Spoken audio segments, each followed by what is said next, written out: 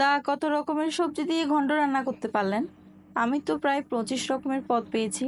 তো আজকে তো ঘন্ট রান্না করার দিন। আজকে আর কোনো কিছু খাওয়া হবে না, শুধু ঘন্ট ঘন্ট ঘন্ট। সকালে ঘন্ট, দুপুরে ঘন্ট, রাতে ঘন্ট।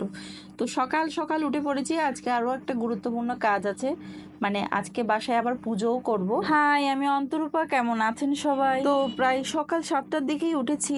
তো যেহেতু বাসায় সব কাজ করতে হবে, সেজন্য সকালে উঠে আগে ঘর ঝাড়ু দিয়ে দিয়েছি, আর বাসি যে ময়লাগুলো ছিল ওগুলো বাইরে বের করে রেখেছি। তারপর কাঁচা হলুদ বেটে স্নান করতে হবে। অবশ্য আমি কাঁচা হলুদ বাটিনি, তো মানে শর্টকাটে যেটা হয় সেটাই করে তারপর মুখে একটু দিয়ে স্নান করে নিয়েছি। এরপর এসেছি পুজোর কাজে। আগেই পুজোর ফুলটা তুলে নিয়ে এসেছি স্নান করেই। তো যেদিন আমি বাসায় পুজো করি সেই দিন আমার গাছে ফুল ফুটবে একদমই কম। তো আজকে একদমই কম ফুল ছিল, আর বাজার থেকে ফুলও তেমন আনা হয়নি। ভেবেছিলাম ফুল গাছে ফুটবে, ওগুলো দিয়ে হয়ে যাবে। তো যাই হোক, যা ফুটেছে সেগুলো দিয়েই পুজোটা সেরে নেব। তো আজকে যেহেতু বছরের শেষ দিন, সেজন্য পুজো শেষ করে তারপরে আমরা ঘন্ট খাবো। ঘন্ট অবশ্য রান্না করিনি, এখনও রান্না করব। গতকালকে আমি তরকারি সব কেটে রেখেছিলাম, তো ওগুলো আবার পলিথিন করে ফ্রিজে রেখে দিয়েছিলাম যাতে ভালো থাকে। পুজোর সব কিছু শেষ করে এবার আসছি রান্না করতে। ঘন্ট রান্না করব, তো সব কিছু তো কাটাই আছে, শুধু রান্নাটা সেরে নেব। বেশিক্ষণ অবশ্য সময় লাগবে না। সজনা ডাঁটা, আম আর ঢেঁড়সটা আলাদা করেই রেখেছি, ওটা রান্নার শেষে দেব একদম, কারণ এগুলো নরম জিনিস, ভেঙে যাবে।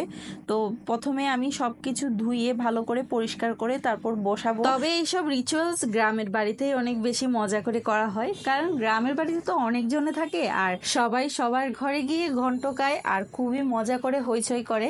আর গ্রামের বাড়িতে তো ন্যাড়া পরানো, তারপর ঝাঁক দেয়া, আরও অনেক কিছুই করা হয়, কিন্তু শহরে তো এসব কিছু করা হয় না। সেজন্য ওই যে একটু ঘন্ট আর ফুল বিয়ে আর হলো সামান্য একটু হলুদ দিয়ে স্নান করা, এর বেশি কিছু করা হয় না। আর পহেলা বৈশাখের দিনে তো ভালো মন্দ রান্না করে খেতে হয়, আর এগুলোই দেখে এসেছি ছোটবেলা থেকে। কিন্তু গ্রামের বাড়িতে যখন ছোটবেলায় ছিলাম তখন অনেক বেশি মজা হতো, ভাই বোনরা সবাই মিলে খুব মজা করে হই হই করে এই দিনগুলো কাটাতাম। নিজে রান্না করে নিজের ঘন্ট আবার নিজেই খায়, বাড়ি বাড়ি গিয়ে আর কারো ঘন্ট খাওয়া হয় না। অবশ্য মা একটু পাঠাবে হয়তো বা বিকেলের দিকে, তারপরেও ওই যে সবাই মিলে খাওয়ার যে মজাটা সেটা তো আর হয় না। শিল নোড়ায় বসেছি মশলা বাটতে। সকাল থেকে কারেন্টটা খুবই ডিস্টার্ব করছে। একে তো গরম প্রচণ্ড, তার মধ্যে যদি কারেন্ট না থাকে তাহলে তো আরও বেশি বিরক্তিকর সেটা।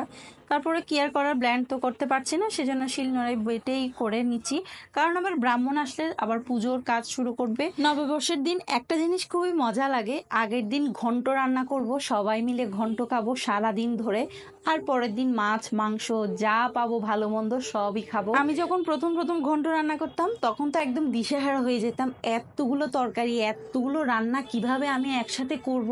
তারপর আস্তে আস্তে করতে করতে অভ্যস্ত হয়ে গেছি, এখন আর কোনো কিছুতেই কঠিন মনে হয় না। এখন ঘরের কাজগুলো মোটামুটি করতে পারি নিজের মতো করে। বিয়ের পর যখন আমি নতুন ছিলাম তখন আমি একবার বাঁধাকপির কোপ্তা রান্না করতে গিয়েছিলাম। বিশ্বাস করবেন কিনা জানি না, আমার বাঁধাকপির কোপ্তাটা এতই খারাপ হয়েছিল, লাস্টে দিয়ে এটা ফেলেই দিতে হয়েছে, খেতে আর কেউ পারেনি।